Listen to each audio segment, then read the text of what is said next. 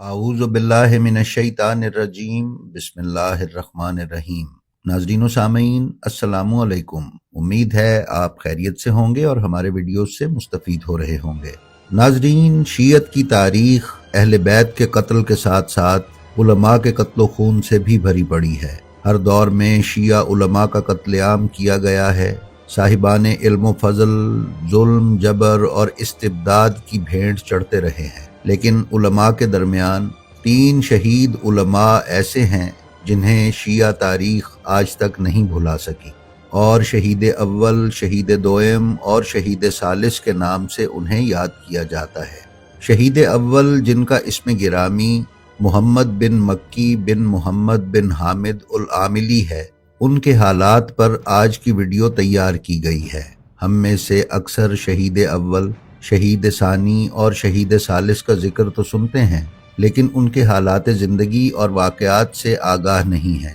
ہم انشاءاللہ تعالی شہید دوئم یا شہید ثانی شیخ زین الدین علیہ الرحمہ اور شہید ثالث جناب قاضی نور اللہ شوستری کے حالات پر بھی جلد ہی آپ کی خدمت میں ویڈیوز پیش کریں گے، لیکن آج کا ویڈیو چونکہ شہید اول پر تیار کیا گیا ہے، اس لیے ان کے بارے میں حاصل شدہ معلومات ہم آپ تک پہنچانے کا شرف حاصل کر رہے ہیں۔ تو آئیے چلتے ہیں اپنی آج کی ویڈیو پر۔ ناظرین، شہید اول یا شیخ شہید 734 ہجری قمری میں جنوبی لبنان کے علاقے جبل عامل کے ایک قریے جزین میں پیدا ہوئے۔ جزین پہلے تو ایک گاؤں تھا، لیکن آج کل ایک ضلع کا درجہ اختیار کر گیا ہے۔ شہید اول محمد مکی کے والد کا نام جمال الدین مکی بن شمس الدین محمد بن حامد تھا۔ شہید اول محمد مکی کے خاندان کے سب افراد اہل علم و فضل اور اپنے زمانے کے علماء میں سے تھے۔ شہید کے اپنے تینوں بیٹے شیخ ضیاء الدین، شیخ جمال الدین اور شیخ رضی الدین علماء اور فقہاء کے زمرے میں آتے ہیں۔ شہید اول کی زوجہ مکرمہ بھی خود فقہاء اور معارف و تعلیمات اہل بیت کے مروجین و مبلغین میں سے تھی۔ شہید اول کی بیٹی ام حسن، جن کا نام فاطمہ تھا، جبل عامل کے علماء میں شمار ہوتی تھیں، جنہیں ست المشائخ کا لقب دیا گیا تھا۔ ناظرین، شیخ محمد مکی علامہ حلی کے بیٹے فخر المحققین کے شاگرد تھے۔ فقہ میں ان کی معروف کتب میں سے ایک کا نام لمع دمشقیہ ہے، جو انہوں نے بہت کم دنوں میں تصنیف کی۔ کتاب کی تالیف کے 2 صدیوں کے بعد ایک اور مشہور عظیم شیعہ فقیہ نے اس پر شرح لکھی، جو شرح لمع کے نام سے مشہور ہے، اور امر واقعہ یہ ہے کہ شرح لکھنے والے یہ عالم بھی شہادت کے انجام سے دوچار ہوئے۔ یہ قاضی نور اللہ شوستری تھے، جو شہید ثالث کے لقب سے پہچانے جاتے ہیں۔ شہید اول کی فقہ پر لکھی گئی کتابیں علماء کے درمیان ایک علمی ستون کا درجہ رکھتی ہیں اور نہایت قدر کی نگاہ سے دیکھی جاتی ہیں۔ محمد باقر خان ساری نقل احادیث اہل بیت میں شہید اول کا درجہ شیخ صدوق کے برابر، اور اصول و عقائد اور کلام اور مباحثے اور مناظرہ نیز انحرافی افکار پر تنقید میں شیخ مفید اور سید مرتضیٰ علم الہدا کے مانند گردانتے ہیں۔ شاگردوں کی کثرت کے لحاظ سے شیخ طوسی اور فقہی مباحث کی تشریح و توضیح میں ابن ادریس حلی جیسا، اور شرعی اسرار و آداب کی ترویج اور انحرافی تفرقات وغیرہ کے سلسلے میں علامہ مجلسی اور وحید بہبانی کی مانند مانتے ہیں۔ کتاب قصص العلماء میں میرزا محمد طنقابنی نے شیخ شمس الدین محمد بن مکی شہید اول کے حالات میں تحریر کیا ہے کہ کسی بھی زمانے میں فقہائے نامدار میں ان جیسا بزرگ اس دنیا میں پیدا نہیں ہوا۔ شہید اول محمد بن مکی کے بارے میں بیان کیا گیا ہے کہ انہوں نے علامہ حلی کی شاگردی اختیار کرنے کے لیے نجف، کاظمین، کربلا اور سامرا کی زیارات کے بعد حلہ جانے کا ارادہ کیا۔ چنانچہ وہ تمام زیارات کرنے کے بعد جب نجف اشرف پہنچے تو انہوں نے دیکھا کہ علامہ حلی کا جنازہ نجف لایا جا رہا ہے۔ چنانچہ شیخ محمد مکی نے جنازے میں شرکت کی اور پھر علامہ حلی کے فرزند فخر المحققین اور علامہ کے دوسرے شاگردوں سے 7 ماہ تک تحصیل علم کی۔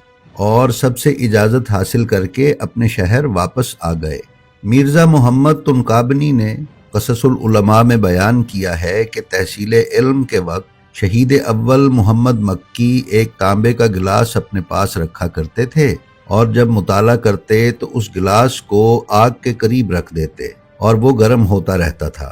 جب آپ کو نیند آنے لگتی تو وہ تانبے کا گلاس اپنے سر پر رکھ لیتے، یہاں تک کہ سر میں ایسی تکلیف ہوتی کہ نیند دوڑ جاتی۔ آخر میں آپ کی کیفیت یہ ہو گئی تھی کہ سر کے بال غائب ہو گئے تھے اور پھر بال کبھی آپ کے سر پر نہیں اگے۔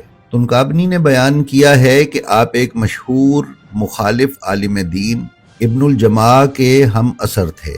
وہ دونوں ایک ہی درس میں شریک ہوتے۔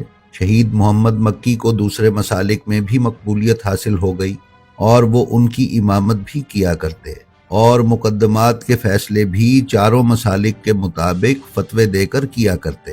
جب ابن الجماعت نے یہ دیکھا کہ آپ کی ہر جگہ شہرت ہو رہی ہے تو وہ آپ سے حسد میں مبتلا ہو گیا۔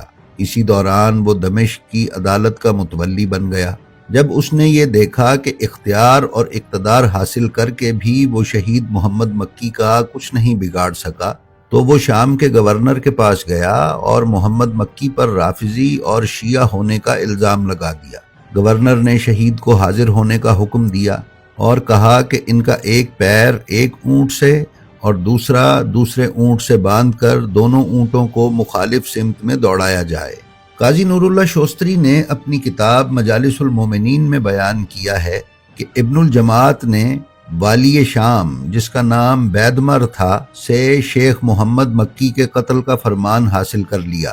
جس دن شیخ کو قتل کیا جا رہا تھا تو ابن جماعت وہاں موجود تھا۔ جب جلاد ان کے قتل کے لیے تیار ہو گیا تو یہ ابن جماعت شیخ کے ساتھ اپنے درس میں شرکت کو یاد کر کے رونے لگا۔ جب شیخ نے اسے روتے دیکھا تو اس کی طرف متوجہ ہوئے اور فرمایا کہ تیری ماں نے تیرا نام ابن جماعت رکھ کر کوئی غلطی نہیں کی۔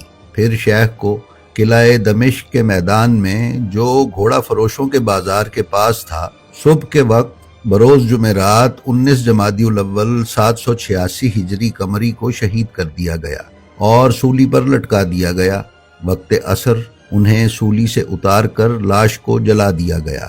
ناظرین، محدث نوری نے اپنی کتاب لولو والمرجان میں لکھا ہے کہ وہ تلوار سے 780 ہجری قمری میں شہید کیے گئے، پھر ان کو تختہ دار پر کھینچا گیا، اس کے بعد سنسار کیا گیا اور پھر جلا دیا گیا۔ اس سے پہلے پورے 1 سال تک قلعہ شام میں قید رکھا گیا، جہاں انہوں نے قید کی ہی حالت میں 7 دن کے اندر کتاب لمع لکھی۔ صاحب لولو نے یہ بھی بیان کیا ہے کہ دمشق میں ان کی مجلس کبھی بھی علماء سے خالی نہ ہوتی تھی۔ انہوں نے شیخ محمد بن مکی کا ہی قول اپنی کتاب لمع کے بارے میں تحریر کیا ہے، جو یہ ہے کہ وہ فرماتے ہیں کہ جب میں نے یہ کتاب لکھنی شروع کی تو میں اس بات سے خوفزدہ تھا کہ علماء عامہ میں سے کوئی آ نہ جائے کہ اس کتاب کو دیکھ لے، لیکن اتفاقاً شروع سے آخر تک جب تک میں نے یہ کتاب لکھی ان میں سے کوئی بھی میرے پاس نہ آیا، اور یہ پروردگار کی پوشیدہ مہربانیوں میں سے ایک مہربانی ہے۔